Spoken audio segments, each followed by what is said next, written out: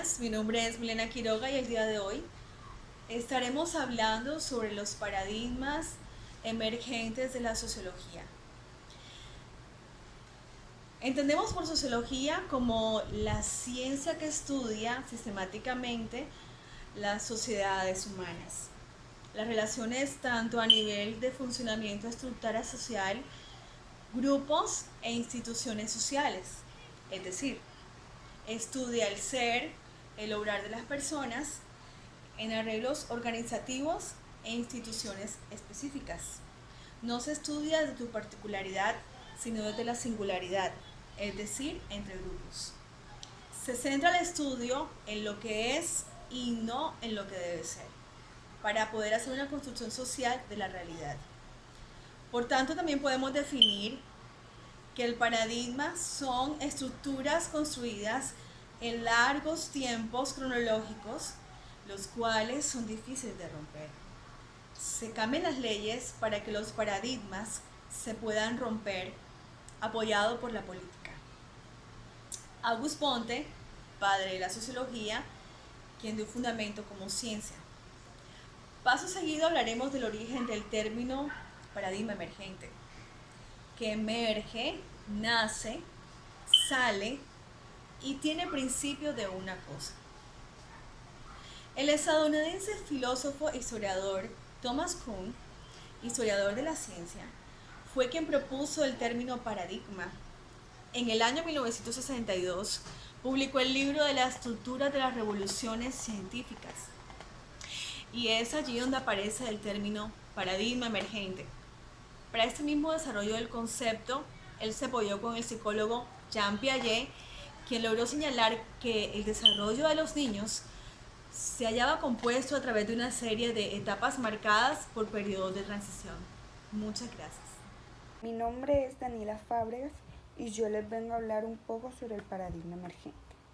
El paradigma emergente son cambios o transiciones de un modelo de pensamiento a otro, los cuales se dan a través de las revoluciones y constituyen el patrón de desarrollo de las ciencias y de la sociedad en general.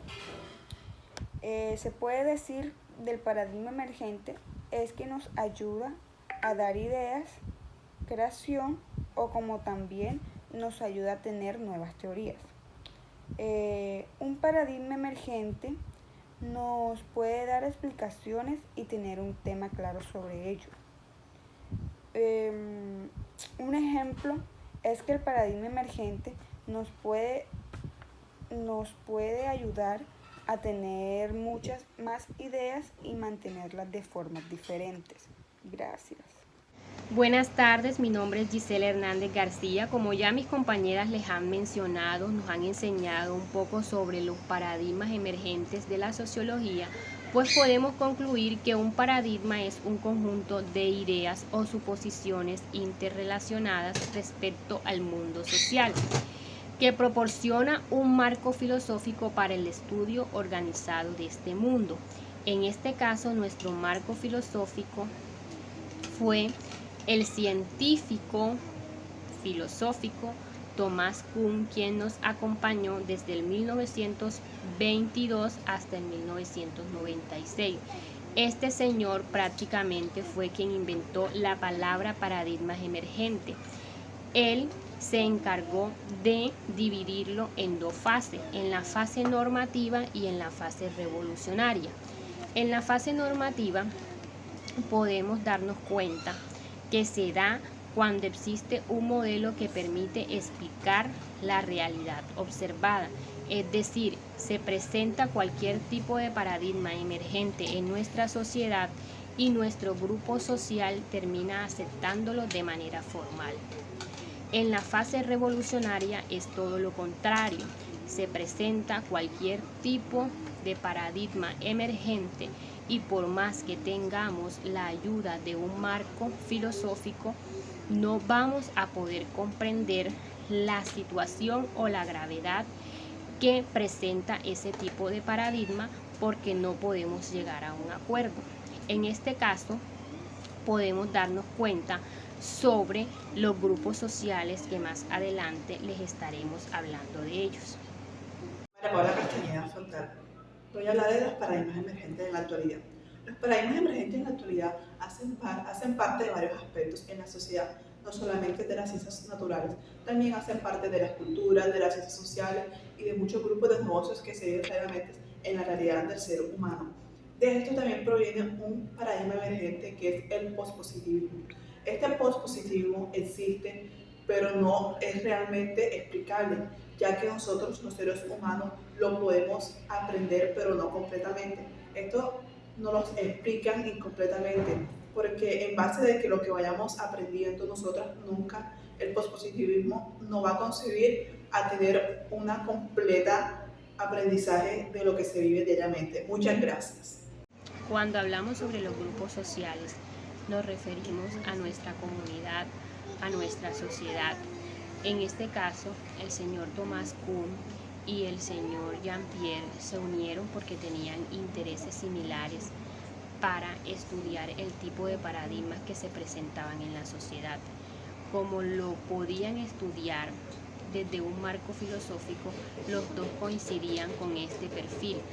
Ellos tenían el objetivo de estructurar todas las anomalías que se presentaban desde los paradigmas normativos hasta los paradigmas revolucionarios. La conclusión a la que ellos llegaban era que permitiera mejorar determinados aspectos para así poder llevar una evolución social exitosa.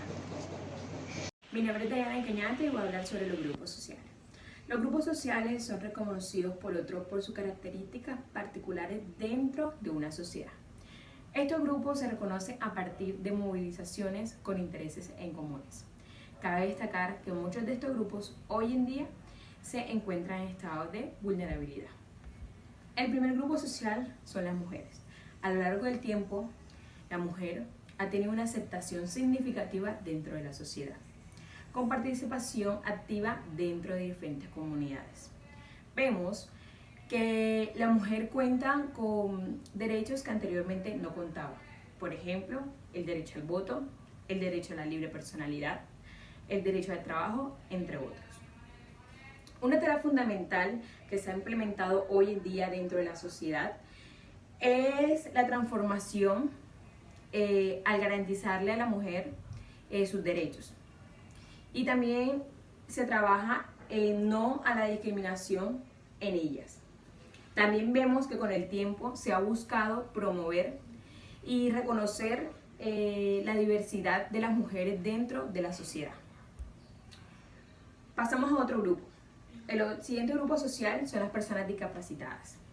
Este grupo social está conformado por personas con limitaciones, sea física, auditiva, cognitiva o múltiple. Estos proceden a situaciones de desigualdad dentro de la sociedad. Vemos también que existen discriminaciones hacia ellos, en la cual se busca garantizar la posibilidad de desarrollar capacidades y talentos de esta población y también de sus familiares, claro está. Así como disminuir la discriminación y la exclusión social que tiene este grupo de personas, tanto en el factor familiar como en el factor social.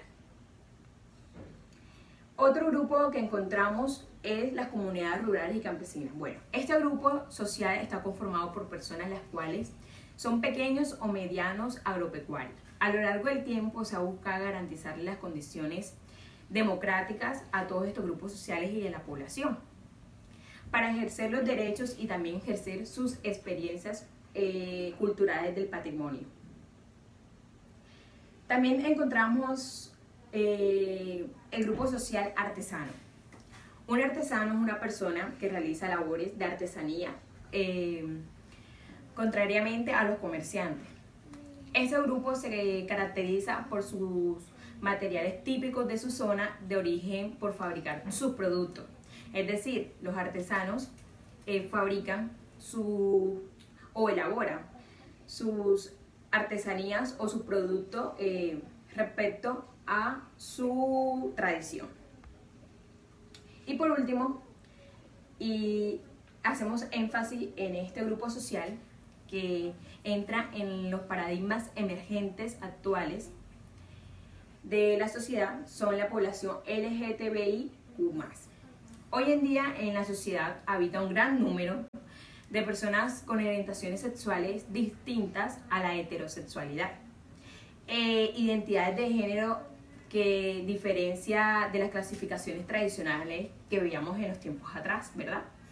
Donde solamente se veía hombre y mujer.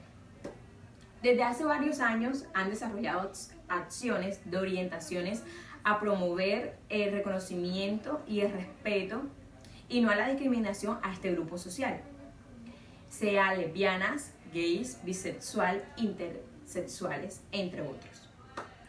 El trabajo de este grupo social ha sido reconocido y busca que lo respeten y lo acepten dentro de una sociedad.